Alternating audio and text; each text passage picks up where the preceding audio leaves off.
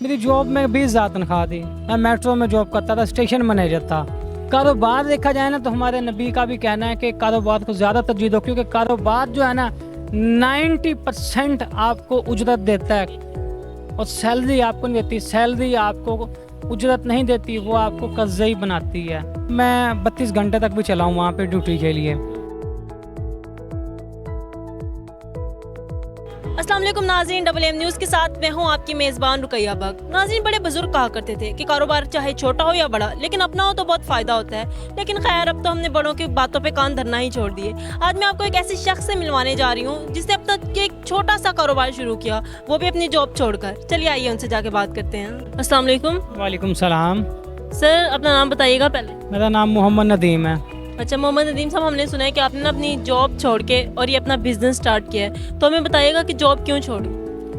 मैंने जॉब, जैसे मेरा बिज़नेस का बताऊं तो मेरा बिज़नेस ये पुराना है। जॉब मेरी बाद में हुई थी, बिज़नेस मेरा पहले का। मेरे वालिद साहब तकरीबन 45-50 साल पुराना है मेरे वालिद साहब का। पहले मतलब आपके अब्बू करते थे, लेकिन आप जॉब करते थे। मैं जॉब करता था। जो कितनी पे थी आप? मेरी जॉब में 20,000 तनख्वाह थी। मैं मेट्रो में जॉब करता था, स्टेशन मैनेजर था। वहाँ से मैंने छोड़ी है तो बहुत ज़्यादा तंग करने की वजह से उनके कहने के 1.5 2 महीने तनख्वाह नहीं आती थी। बंदा घर का नहीं था, घर से बाहर ही रहता था, क्योंकि हम 8 घंटे की शिफ्ट थी और 8 घंटे में हम ये एक्सपोज नहीं कर सकते थे कि हम अपने 8 घंटे करने के बाद यानी कि हम घर चले जाएंगे, क्योंकि किसी भी वक्त वो जब चाहते थे ओवर टाइम्स लगा देते थे। हम 16 भी जाते थे और 24 घंटे भी हम ड्यूटी करते थे। और मैंने ऐसा भी किया है कि मैं 32 घंटे तक भी चला हूँ वहाँ पर ड्यूटी के लिए। यही वजूहत, यानी कि घर पर छुट्टी बिल्कुल नहीं थी, लेट जाने में तनख्वाह। मतलब मेहनत ज़्यादा थी। हाँ और ऐसे ही है, मेहनत ज़्यादा थी, मुआवजा कम था इसमें, क्योंकि इसमें काफ़ी यानी कि पीछे मगरमच्छ बैठे थे।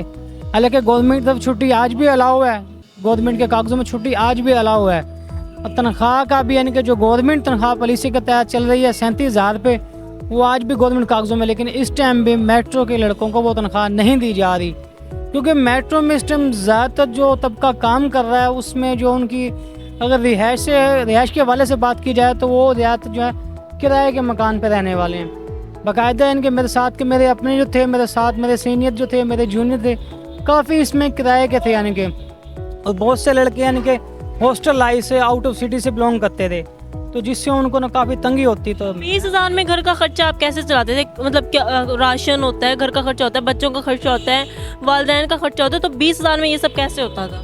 20,000 में नहीं चलता। उस टाइम आप ये कैसे एडजस्ट करते थे?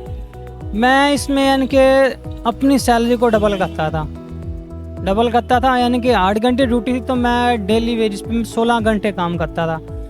तो 21 स्टेशन है टोटल मुल्तान के मेट्रो के। तो स्टाफ यानी कि जो स्टेशन सर्विस स्टाफ था, स्टेशनों पे हायर था, हमारा अपना यानी कि एक आपस में हिसाब था, यानी कि ऑफिस से कुछ नहीं था।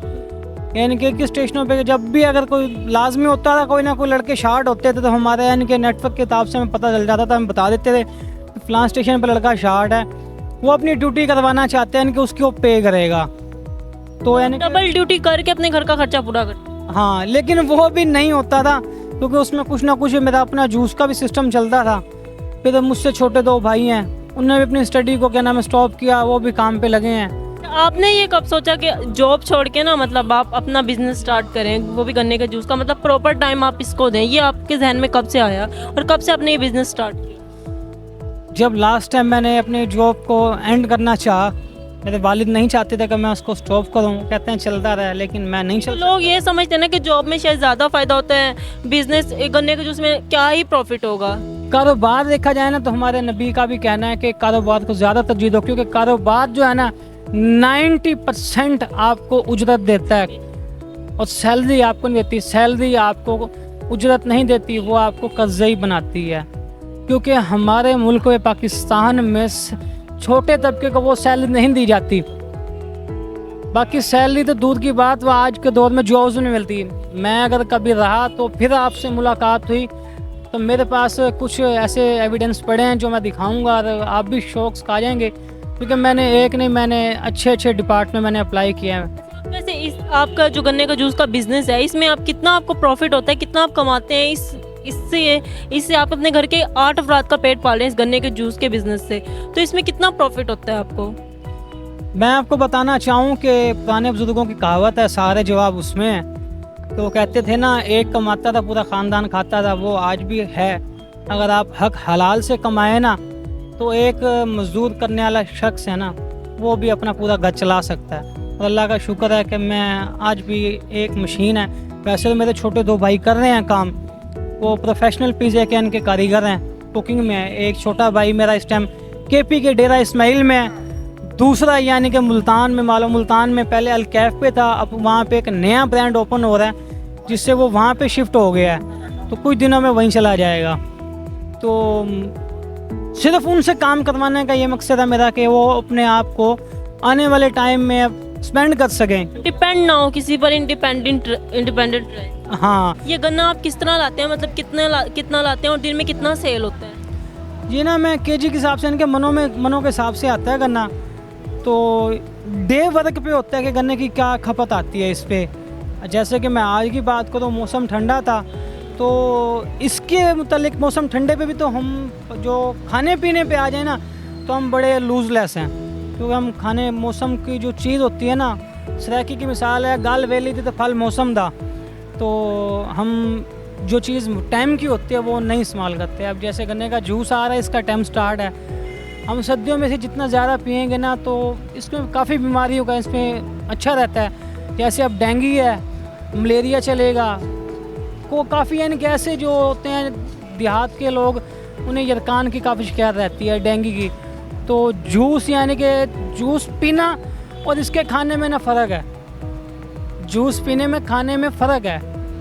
अगर खाया जाए उसकी ताकत ज़्यादा है, खाने की ताकत ज़्यादा है। क्योंकि मैं अपने जूस के मुताबिक ये नहीं कहूँगा कि आप जूस ही पिएं। अगर आपको यरकान होता है तो आप गन्ने को खाएं। गंडेरी बनी बनाई बाज़ार से मिलती है, वो भी ठीक है। आप जब खुद गन्ने को छील के खाएंगे ना, उसके क्या फ़ायदा हो रहा है। यरकान के लिए स्पेशली कालो या पीलाओ, उसे अगर अपने दांतों से खुद छील के खाएंगे ना, उससे आपको ज़्यादा फ़ायदा होगा। तो मैं यही कहना चाहूँगा कि नौकरी अगर करनी है तो कोई बड़ी नौकरी करें, छोटी के पीछे ना भागें।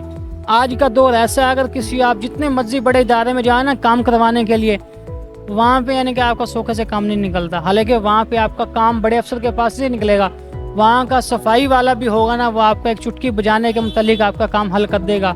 हालांकि वो करता है नौकरी की, वो स्टेबल कर रहा है, लेकिन मैं ये कहूँगा कि नौकरी से इंसान कभी भी अपनी फैमिली के साथ स्टेबल नहीं हो सकता, अनस्टेबल रहेगा। क्योंकि वो हमेशा हाथ को इस तरीके से रखेगा, वो ऐसे नहीं रखेगा। तो जब आप कारोबार में आएंगे, आप हमेशा ऐसे रखेंगे, क्योंकि आप 2 पैसे जोड़ सकते हैं, अपने वक्त को अच्छे तरीके से स्टेबल कर सकते हैं।